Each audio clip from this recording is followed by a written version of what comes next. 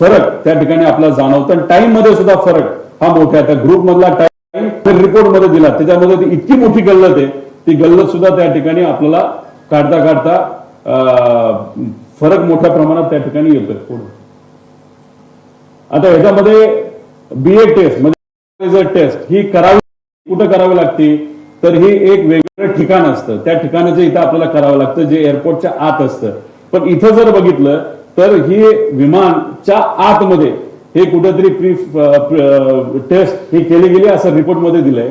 आणि म्हणजे रिपोर्टमध्ये दिलंय की हे विमानाच्या आत टेस्ट झाली, पण त्यासाठी एक वेगळं ठिकाण असतं, हे जास्त महत्वाचं असतं पुढे. आता फ्युएल संदर्भात AAIBच्या रिपोर्ट अनुसार सकाळी 5:30 वाजता विमान 2900 LB इंधन होते. म्हणजे याच्यामध्ये आलं होतं जर मुंबई बारामती मुंबईचा प्रवास असेल आणि सकाळी इंधन भरलं असेल तर एवढं मोठ्या प्रमाणात इंधन का भरलं गेलं आणि पुढे ते हैदराबादला जाणार होतं तिथे सुद्धा इंधन आपल्याला भरता आलं असतं.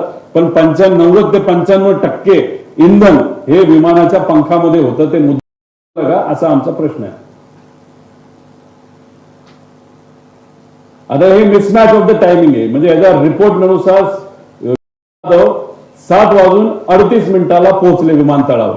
पण हा जो ग्रुप एरोचा जो अजितदादांचे PA सुद्धा याच्यामध्ये आहेत, याच्यामध्ये आपण जर बघितलं तर विदीप जाधव रीच ऍट 7:17. ह्याचा जो फरक आपण काढला तर 20-21 मिनिटाचा फरक आहे. 2-3 मिनिटं इकडे तिकडे ठीक आहे. पण त्यानंतर मनोज पवारचा विदीप जाधवचं झालं. रिपोर्ट अनुसार दादा 7:59 विमानात बसले होते. पण इथं जर बघितलं तर 7:54. म्हणजे आम्हाला एवढंच सांगायचं होतं की याच्यामध्ये जो हा तफावत आहे हा आकड्यामध्ये खूप मोठ्या प्रमाणात, वेळेमध्ये खूप मोठ्या प्रमाणात आहे. मग वेळ कुठून घेतली, कशी घेतली हे सुद्धा त्या ठिकाणी आपल्याला सांगावं लागेल. आणि नसेल तर मग कुठंतरी हा जो हँडलर आहे ज्याच्यावर अजितदादांचे PA अवलंबून होते, हा हँडलर चुकीची माहिती ही मुद्दामून देतोय का चुकून देतोय हे कुठेतरी आता आपल्याला त्या रिपोर्टमध्ये येणं महत्वाचं.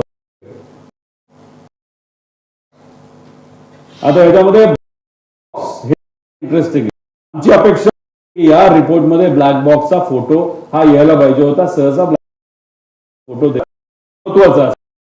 जो अपडेट ऑन इन्व्हेस्टिगेशन जे आलं होतं हे कधी आलं होतं PIBचं 19 फेब्रुवारीला. आणि कालचं या दोघांमध्ये असं सांगण्यात आलेलं आहे की FDR आणि CVR वर subjected to thermal damage as both the recorders वर एक्सपोज टू हाय टेम्परेचर. आता हे दोन्ही रिपोर्ट मध्ये आलेलं पुढे घ्या. आता हा आहे ब्लॅक बॉक्स. हे फोटो जर तुम्ही बघितले हा बॉम्ब हा स्फोट किती मोठा झाला होता हे तुम्हाला सगळ्यांना त्याच्यामध्ये माहिती आहे. अक्षरशः एकच जण त्याच्यामध्ये वाचला, तो सुद्धा साईडला पडला म्हणून.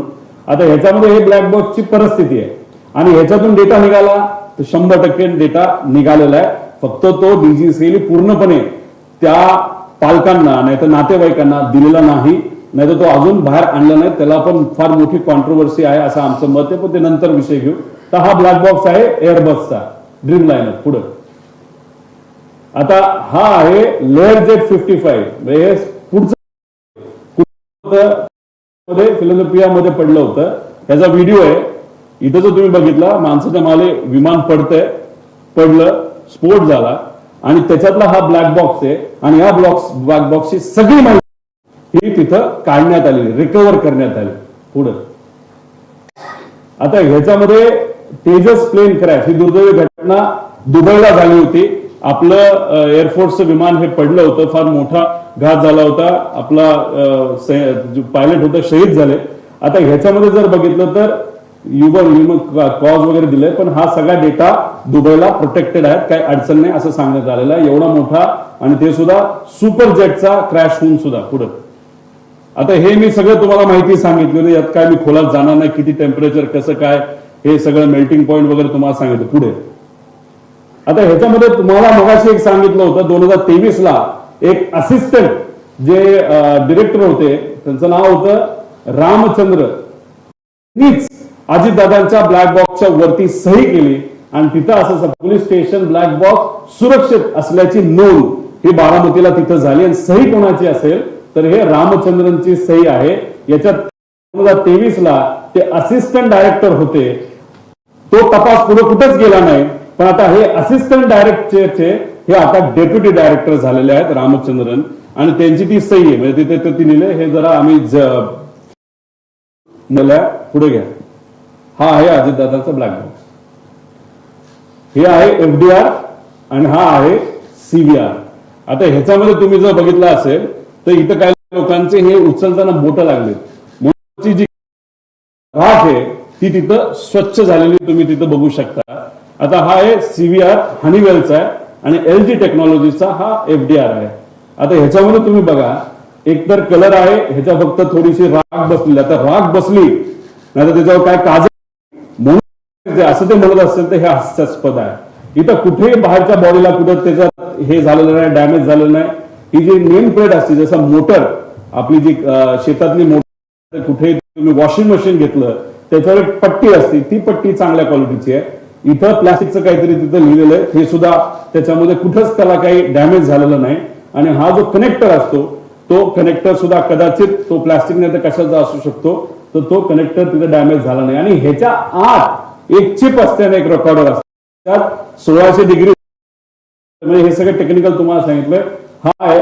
आमची अपेक्षा होती की हा फोटो रिपोर्ट मध्ये येणं फार महत्वाचं आहे, पण दुर्दैवाने तो रिपोर्ट मध्ये तिथं आलेला नाही. पुढे आता एक तुम्ही अजून एक बघा, install on 3/21 as per the component maintenance manual of Honeywell.